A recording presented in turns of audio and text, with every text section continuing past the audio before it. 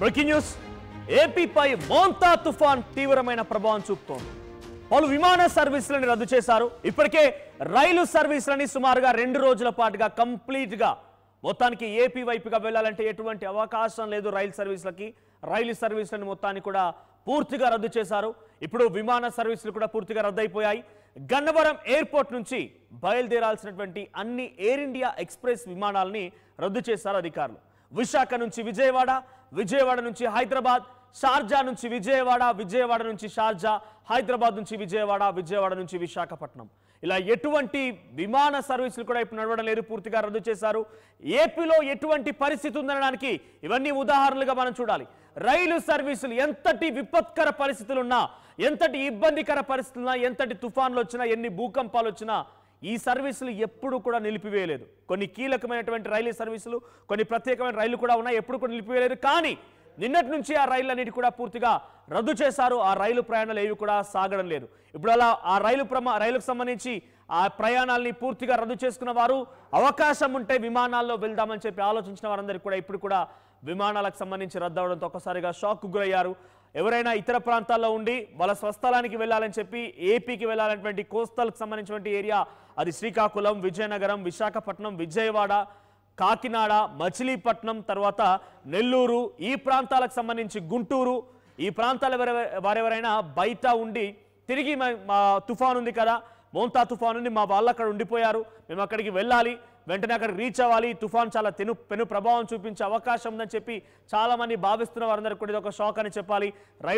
రైలుకు సంబంధించి ప్రయాణాలు పూర్తిగా రద్దయిపోయాయి, రైలు సేవలు నిలిచిపోయాయి. ఇప్పుడు విమాన సేవల్ని కూడా పూర్తిగా నిలిపివేస్తూ అధికారులు నిర్ణయం తీసుకున్నారు. సో ప్రస్తుతానికి ఎటువంటి ప్రయాణాలు కొనసాగించడం లేదు. తస్మాత్ జాగ్రత్త, ఎక్కడున్న వారు అక్కడే ఉండిపోండి. ఈరోజు సాయంత్రం సుమారుగా 6-7 గంటలకల్లా కళింగపట్నం మరియు ఇటు మచిలీపట్నం మధ్యలో ఈ తుఫాన్ తీరం దాటే అవకాశం ఉంది. మోంతా తుఫాన్ తీరం దాటుతున్న సమయంలో గంటకి 100 నుంచి 120 కిలోమీటర్ల వేగంతో గాలులు వీచే అవకాశం ఉంది. సో ప్రస్తుతానికి ఇది ఇంకా మరింత ఉగ్రరూపం దాలుస్తూ వస్తున్నట్టుగా వాతావరణ శాఖ అధికారులు చెప్తూ ఉన్నారు. మోంతా తుఫాన్ మరింతగా ఉగ్ర రూపం దాలుస్తోంది. మోంతా తుఫాన్ ప్రభావం ఆంధ్రప్రదేశ్ కోస్టల్ రీజియన్ పైన చాలా పెద్ద ఎత్తున పడే అవకాశం ఉంది. సో భయపడకండి, తస్మాత్ జాగ్రత్త. ఎప్పటికప్పుడు అధికారులు సూచిస్తున్నటువంటి సూచనలు పాటించండి. వాతావరణ శాఖ అధికారుల యొక్క సూచనలు పాటిస్తూ ఎప్పటికప్పుడు ఆర్టీవీ కూడా పలు సూచనల్ని, హెచ్చరికల్ని మీకు అందించే ప్రయత్నం చేస్తుంది. మినిట్ టు మినిట్ మోంతా తుఫాన్కి సంబంధించినటువంటి ప్రతి అప్డేట్ని మీకు అందించే ప్రయత్నం చేస్తోంది. జాగ్రత్తగా ఉండండి, ప్రభుత్వ అడ్వైజరీస్ని పాటించండి, టోల్ ఫ్రీ నెంబర్స్ దగ్గర పెట్టుకోండి. మీకు ఎక్కడైతే ఇబ్బందులు ఉన్నాయో వెంటనే ఆ టోల్ ఫ్రీ నెంబర్స్కి కాల్ చేసే ప్రయత్నం చేయండి. వెంటనే అధికారులు అక్కడికి వచ్చి మీకు సహాయం అందించే ప్రయత్నం చేస్తారు. కొన్ని అడ్వైజరీస్ కూడా చెప్తాను. పాతకాలంలో శిథిలావస్థల ఇళ్ల దగ్గర నుంచి దూరంగా ఉండండి, చెట్లు, కరెంట్ స్తంభాల నుంచి దూరంగా ఉండండి. తీర ప్రాంతం వెంట ఎక్కడైతే ఎఫెక్టెడ్ ఏరియాస్ ఉన్నాయని చెప్పి ఆల్రెడీ రెడ్ జోన్స్గా పలు ప్రాంతాలని అధికారులు గుర్తించారు. అక్కడి నుంచి వెళ్ళిపోండి, తగు జాగ్రత్తలు తీసుకోండి. ఎప్పటికప్పుడు అంటే మెడిసిన్స్ విషయంలో కానివ్వండి, ఎమర్జెన్సీ సిచ్యువేషన్లో ఎలా రియాక్ట్ అవ్వాలనే విషయం పైన అవగాహనతో కలిగి ఉండండి.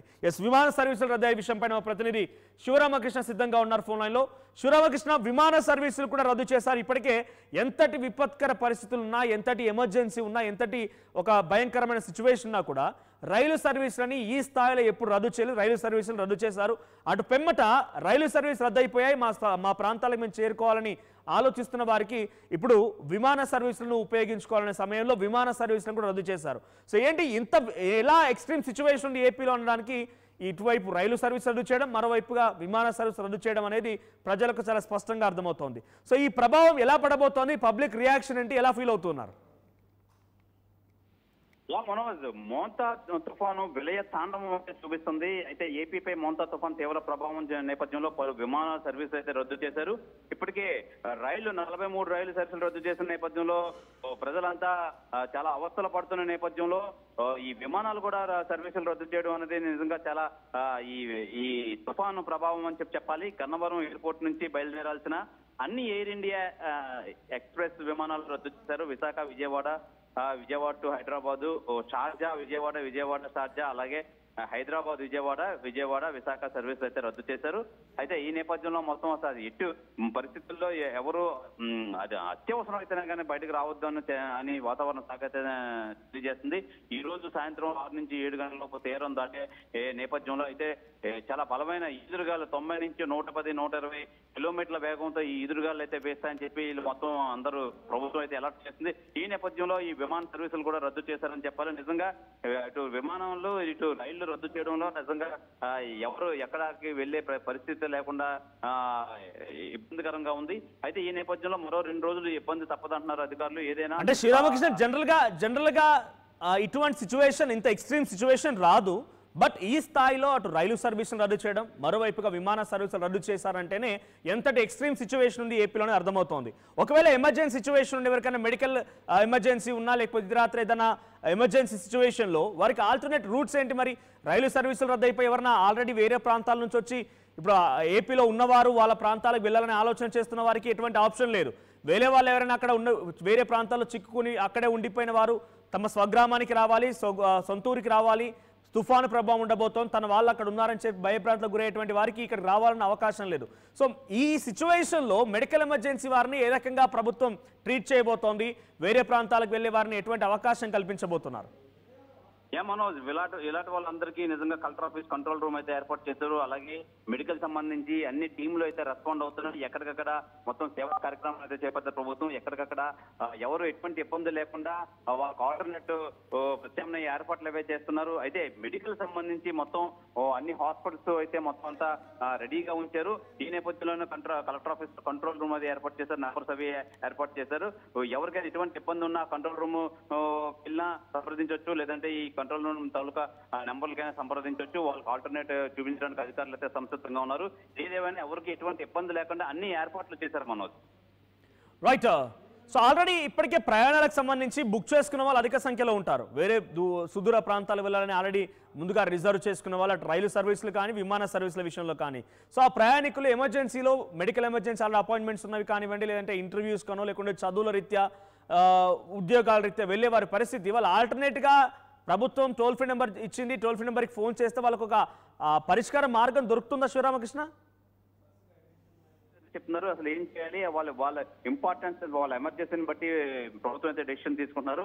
అలాగే మొత్తం మీద వాళ్ళ మెడికల్ ఏమైనా ఎమర్జెన్సీ వస్తే ఇక్కడే సార్ట్అవుట్ చేసే విధంగా అయితే చేస్తున్నారు. ఏదేమైనా మొత్తం అన్ని ఏర్పాట్లు చేశారు. ఎవరికి ఎటువంటి ఇబ్బంది లేకుండా మొత్తం అంతా జిల్లా కలెక్టర్ పర్యవేక్షణలో అన్ని ఈ ఏర్పాట్లు అయితే పరిశీలిస్తున్నారు Manoj. Right, thank you Sri Ramakrishna. So మొత్తంగా అటు ఇప్పటికే రైలు సర్వీసులని రద్దు చేసినటువంటి ప్రభుత్వం ఇప్పుడు విమాన సర్వీసులను కూడా రద్దు చేసింది.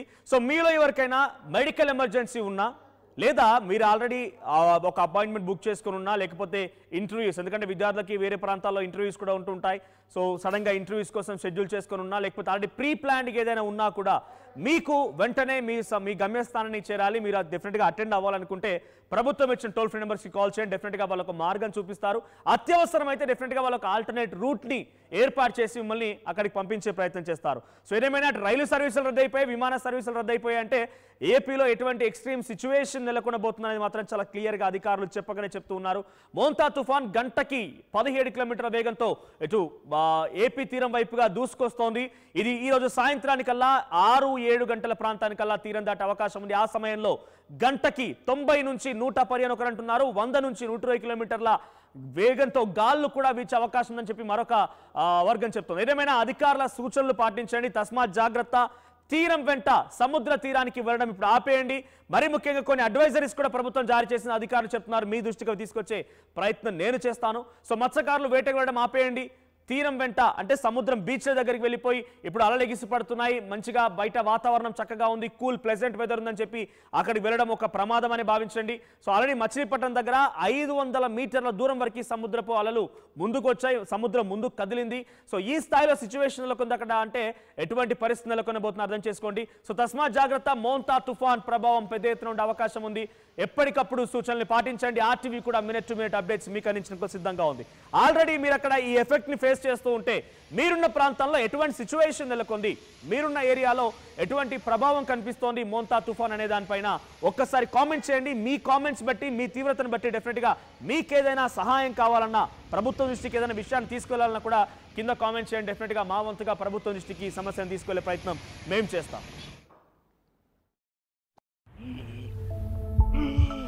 ఏమైంది అంకల్? పవర్ బిల్లు చేపకు చెల్లు హై బీపీ బహి తెల్లు పెట్టుకొని బిల్లు బీపీ అంటావేంటి అంకుల్? ఇల్లు అమ్ముకొని బిల్లు కట్టమంటావా? ఇంటి పైకప్పు నమ్ముకోమంటున్నాను. ట్రూజాన్ సోలార్ సిస్టమ్ ఇన్స్టాల్ చేసుకోండి, ఫ్రీ ఎలక్ట్రిసిటీ జనరేట్ చేసుకోండి. ఇది చెప్తే లో బీపీ వచ్చి పోతారేమో, ఒక్కోసారి బిల్లు మొత్తం ఫ్రీ అయిపోద్ది. Truzon solar power, super power.